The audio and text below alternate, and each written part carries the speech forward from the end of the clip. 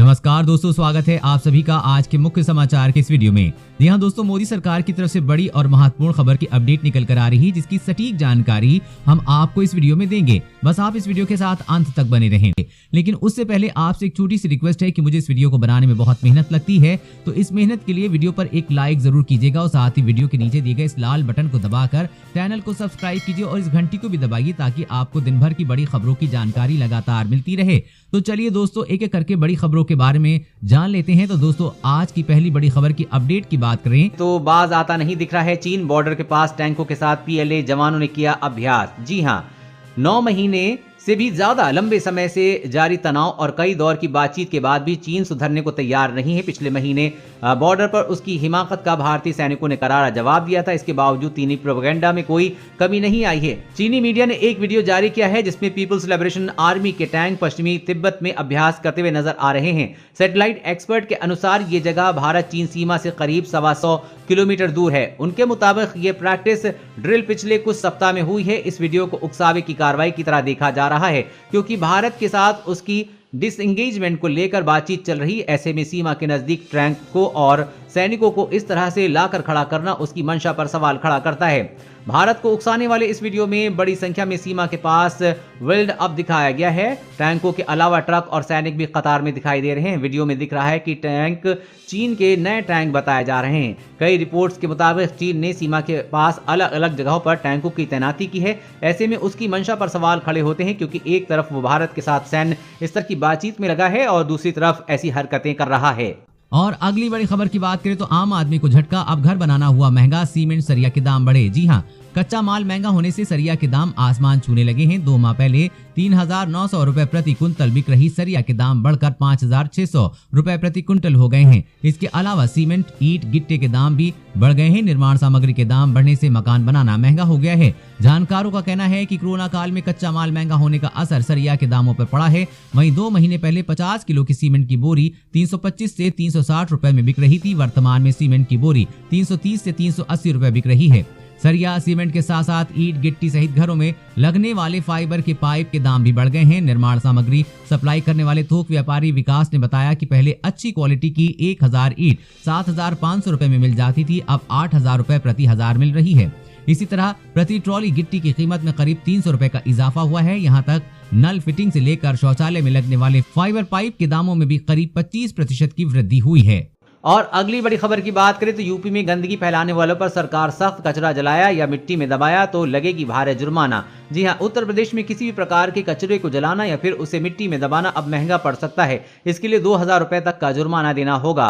सार्वजनिक स्थानों पर थूकने, पेशाब करने या मल त्यागने पर भी 250 रुपए तक का दंड देना पड़ सकता है। कुत्ते या अन्य किसी पालतू जानवर ने सार्वजनिक स्थान पर मल त्याग किया तो उसके मालिक को इसे तत्काल साफ करना होगा। ऐसा न करने पर 500 रुपए तक जुर्माना देना पड़ सकता है।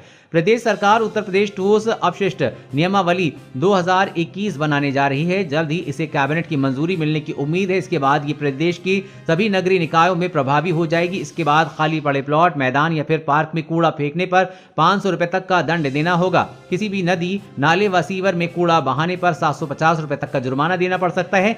नदियों में पूजा सामग्री प्रवाहित करने पर भी दंड देना होगा। इसी प्रकार यदि चलती गाड़ी से कचरा फेंका गया तो 350 रुपए से लेकर 1,000 रुपए तक का जुर्माना देना पड़ेगा। और अगली बड़ी खबर की बात करें तो भारत और इजराइल के बीच हुई बड़ी डील, चीन पाकिस्तान के उड़े होश। जी हां, आज के वर्तमान समय में भारत और इजराइल की दोस्ती दिन प्रतिदिन बढ़ती जा रही है। इससे चीन के होश उड़े हुए हैं। एक ताजा रिपोर्ट के मुताबिक भारतीय वायुसेना की ताकत को और भी ज्यादा मजबूत करने के लिए भारत ने इजराइल के साथ बड़ी डील की है। खबर के मुताबिक भारत ने इजराइल के साथ करीब $200 मिलियन के स्पाइस बम पर समझौता किया है। इससे भारतीय वायुसेना की ताकत में जबरदस्त वृद्धि होगी और वायुसेना अपने दुश्मनों को मिनटों में तबाह करने की ताकत हासिल कर लेगी।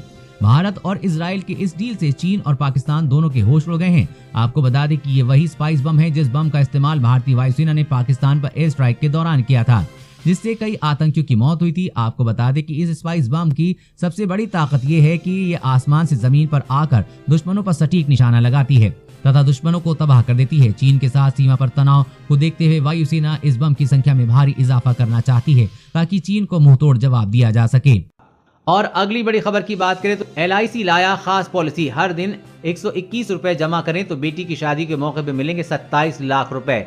जी हाँ, देश भर में एक कहावत है कि बेटी पैदा होती ही माता पिता उसकी शादी के लिए पाई पाई जोड़ना शुरू कर देते हैं। अगर आपके घर में भी बेटी है और आपको उसकी शादी की चिंता सता रही है तो परेशान न हो, भारतीय जीवन बीमा निगम यानी कि LIC कन्यादान के लिए मोटे फंड का इंतजाम करेगा।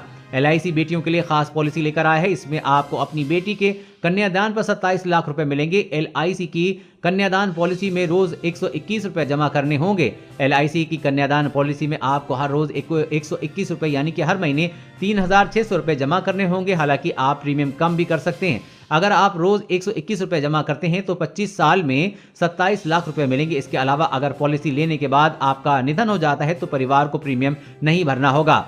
साथ ही बेटी को हर साल 1 लाख रुपए भी दिए जाएंगे। इसके अलावा 25 साल पूरा होने पर पॉलिसी की नॉमिनी को 27 लाख रुपए अलग से मिलेंगे। और अगली बड़ी खबर की बात करें तो सरकार लाने वाली है गौहत्या प्रतिबंध कानून। कांग्रेस ने किया विरोध, जानिए क्यों।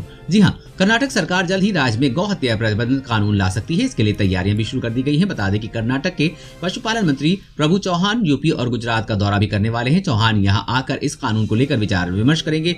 हाल ही में चौहान ने कहा था कि वो जल्दी गौहत्या पर लगाम लगाने के लिए गौहत्या विरोधी बिल लाएंगे। अगर ये कानून लागू हो जाता है तो राज्य में गौहत्या, उनकी बिक्री और गौमांस पर पूरी तरह से प्रतिबंध लग जाएगा। इस कानून का उल्लंघन करने पर 3 से 10 साल तक की सजा और 3 लाख से 5 लाख तक का जुर्माना लग सकता है। बता दें कि कांग्रेस ने इस कदम का विरोध किया है। कांग्रेस के वरिष्ठ नेता और कर्नाटक के पूर्व मुख्यमंत्री ने कहा है कि इस बिल के आने से कई लोग बेरोजगार हो जाएंगे। उन्होंने राज्य सरकार पर निशाना साधते हुए कहा कि अगर ये सरकार बिल पास करती है तो कांग्रेस इसका विरोध करेगी। हम इसे पास नहीं होने देंगे। वैसे दोस्तों, गौ हत्या पर पूरे देश में कानून बनना चाहिए या नहीं, नीचे कमेंट करके जरूर बताइएगा। और अगली बड़ी खबर की बात करें तो नौसेना की खुफिया निगरानी के लिए हिंद महासागर के समुद्र में ड्रोन्स को तैनात कर रहा है चीन। जी हां, रक्षा मामलों के विश्लेषक HI सटन ने अपनी एक रिपोर्ट में कहा है कि चीन ने हिंद महासागर में सी विंग ग्लाइडर्स नाम से जाने जाने वाले अंडर वाटर ड्रोन्स का एक बड़ा तैनात किया है। ये न सिर्फ महीनों तक काम कर सकते हैं बल्कि नौसेना के खुफिया मकसद के तहत निगरानी भी कर सकते हैं। चीन इन ग्लाइडर्स को बड़े स्तर पर तैनात कर रहा है। रिपोर्ट के मुताबिक ये ग्लाइडर्स भूमिगत जल वाहन बेड़े का ही एक प्रकार हैं।